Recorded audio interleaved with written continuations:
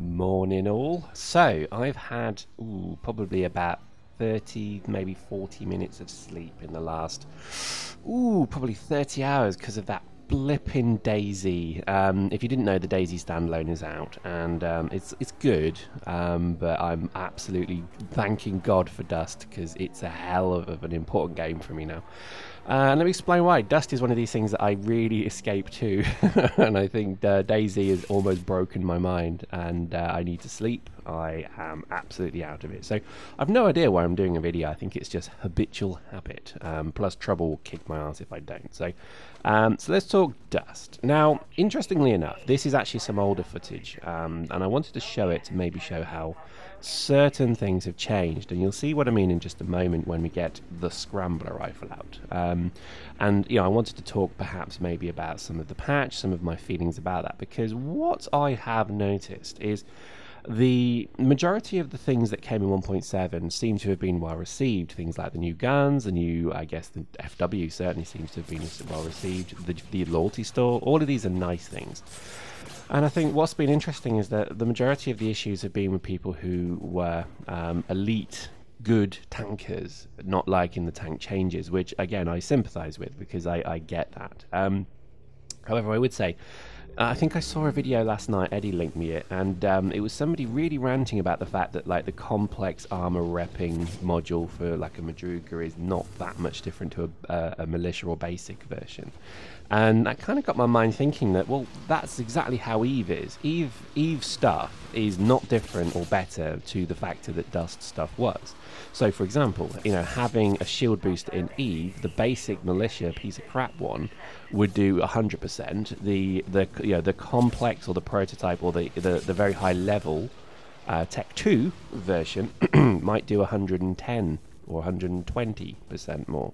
So you see what I mean? There's almost like 20% difference, whereas in Dust, in fact, it could even be less, but in Dust, I think there was something like a 40 or 50% difference between the basic and the advanced previously. And I think by having that gap narrowed, I think it's enabled a lot more people to bring out tanks, because quite frankly, tanking and many other things has always been something that I think people felt, I'm not a good tanker, therefore I'm not going to use them, because that's how I felt. I'm a terrible tanker. Look at that shield booster stuff I was doing in the last video. I'm a noob, but that's the beauty of it. So by now I don't mind bringing in tanks, obviously running my completely pointless shield booster. Lol. I don't mind it as much because I think it's a cheap thing, it's a fun thing, and it's got a lot more fun. And I think my issue is that I know that I'm not going to get killed by one guy who knows how to use tanks better than anybody else in the map, who'll go around and kill everybody's tank. Now you do still get that, but they are pretty much only as vulnerable as I am in my basic tank. So I quite like that. I think there's something very empowering about that. So the fact that you get more tanks in the match is causing a lot of people issues, but to be honest, I think you need to moderate your opinion on this, because let me tell you why I think you should. Because before, you would rarely see a tank. Really, you would rarely see a tank, and if somebody brought a tank in, it would be usually somebody who was completely OP with it, very, very capable, and they would be very hard to kill anyway. So the only people that bought tanks in previously were people who were testing out a militia one, and let's face it, it was pointless because it was useless. And the other one, it would be at the other extreme. Whereas now everything seems to be nicely in the middle. So no tank that's deployed is actually that tough, seriously, because we've been killing them with militia tanks all day. I've got a Madruga fit now, and it's all basic gear, literally everything basic, and I went and took out a Madruga that was all complex gear, no problem. Just literally my ability to use the tank was what killed him. And I think that's kind of it, really. I think Dust was always too much of an infantry game.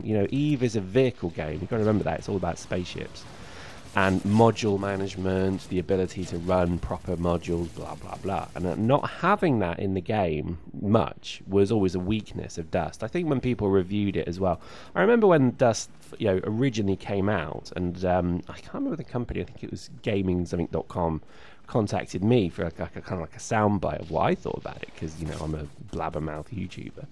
And my opinion of it was, oh, it's really good. Have you seen all the vehicles or the dropships? And they were like, no, we played it for about like 2 or 3 hours, and we just got infantry over infantry. He said, are the vehicles in it? I sort of smiled and thought, well, they've done their research. But it was like, I remember thinking, well, that's not good. And I know people really hate the fact that people are calling in sort of 4 or 5 tanks in a match now, but that's kind of what surely this would be like. I mean, infantry is still the most powerful thing on the board. Let's not forget that. Because tanks can't do much than deal with other tanks unless you've got a blaster tank, in which case that can kind of deal with infantry, but again, not terribly well. So I honestly don't think that. I think they've hit equilibrium here. I do think that. I think there's balance, and I don't think that they should do too many wholesale changes. Speed would probably be a helpful thing, just to reduce the speed slightly on the tank, but I don't want to go back to a game where you've got 16v16 and maybe 1 tank on each side. I think that's terrible. That takes us back to a game where it's just one dimension again. It should be multiple dimensions of activity, multiple tanks, multiple dropships, the lot. And I think to limit or to confine anything at all is not going to be beneficial to the game in the slightest. So I don't know. In my mind, I think it makes sense at the moment. I think, when I see somebody bring in a tank, I know that, right, the best way to deal with that tank is to bring in my own tank and go at him. You need to stop thinking of tanks as some kind of big asset, because they're not. They are battlefield-like tanks now, where the cost of one tank is the same as like a prototype suit for me. In fact, even maybe a bit less. So calling in that tank to go deal with another tank, if you lose it, oh well, call in another one. It literally is like Neo from Matrix now. You use your gun, you use your tank, then you expend it and you destroy it. Then you get back in your suit. When you need your tank again, you pull out another tank, you use it, you let it get destroyed. That is the way to think now. If you kind of sat there preciously kind of confining ISK and resources, then you've already lost, because if you're not willing to spend the money to win the game, somebody else will, and they'll kick your ass. So have that as a consideration. I honestly don't think that the game is too imbalanced at all at the moment. I think, if anything, it's probably more balanced than it ever has been. But that's just my opinion. My opinion means nothing. It's just literally, my words in the wind. That's all it means. I would say that a lot of other stuff is going quite well. So things like the aim assist. The reason I actually did this whole video before I started blabbering on about tanks was I did this video to show how strong the aim assist was, and in the next few videos I'll show how crap it is, which is a good thing. It's not crap, sorry, that's the wrong word, but it's been toned down. It feels like it's been toned down. Somebody confirm if it has in the comments if you would. I don't know, but I got the impression that aim assist is slightly reduced, which again is probably a good thing, and that's probably why my scout suit's kind of working again.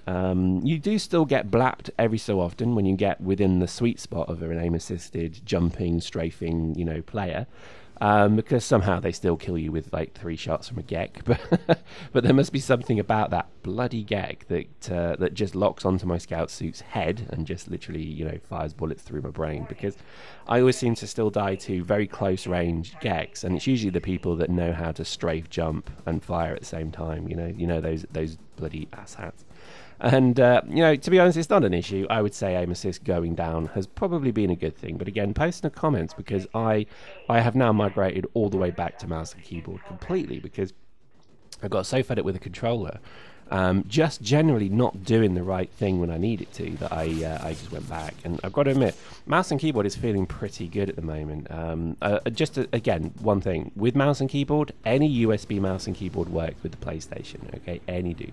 And you can just get one of those cheap like USB hubs, the ones, you don't even need to plug it in to the power, it's just literally a USB hub. I'm using my Rifter at the moment that I got from the Eve thingamajig, and it's working really well. So, I think definitely mouse and keyboard is worth a look again at, because I think I've just become more fluid in the movement. And with the Scout, you generally have good movement, so using mouse and keyboard helps me there. But that's because I'm a terrible kind of PC gaming, noob, I guess, because I just don't get the controller for movement. I get it for shooting, it's pretty good for aiming and shooting, kind of, but I don't understand how people with the controller are able to actually move with strafing, jumping capability and stuff. So, usually you can spot somebody when they're on a mouse and keyboard, but again, I just, sometimes the aim assist kicks in and you're like, wow, that was impressive, as they jump, strafe, killing you instantly.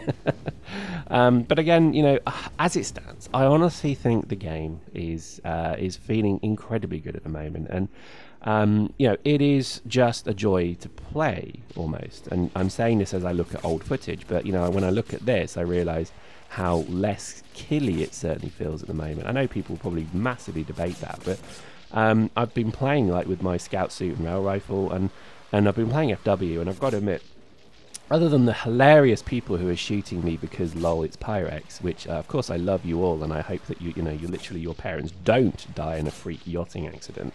I actually am loving FW, and I'm loving everything about sort of 1.7, to be honest. I think the tanks are really cool. It would be a shame, sorry, it would be good, and it is a shame that Caldari FW is such a ghetto at the moment, because I mean the Galante FW is just anything that's fit of the month is going to be spammed for FW. So once I think people sort out something that Caldari have, so maybe the Caldari, I don't know, the prototype logistics suit for Caldari gets re-nerfed or rebuffed back to being brilliant again, then all of a sudden everybody will go and fight for it. And I kind of get that that's where it's going to be, but it does feel a bit of a shame that that's kind of a thing.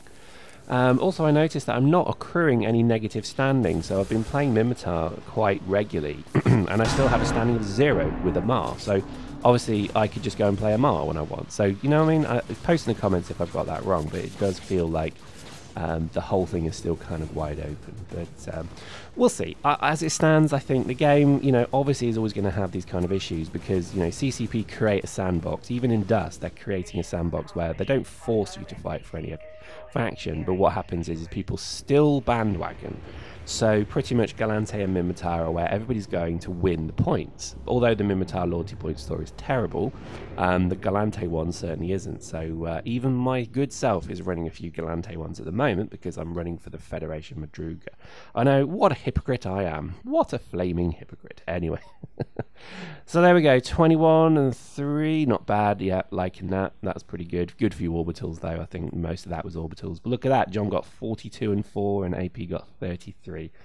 Isn't that insane? Oh, well, there we go. So, as it stands, I would say that the game is certainly feeling quite good. And I know a lot of people are really flaming and moaning about certain things, but, you know, I think in the grand scale of things, they're quite minor, you know, issues. I know tanking isn't as elitist as it used to be, which I'm not being flaming. I know that's a problem for people who loved tanking, but you know, keep at it. You'll realize your skill will be what brings you the kills.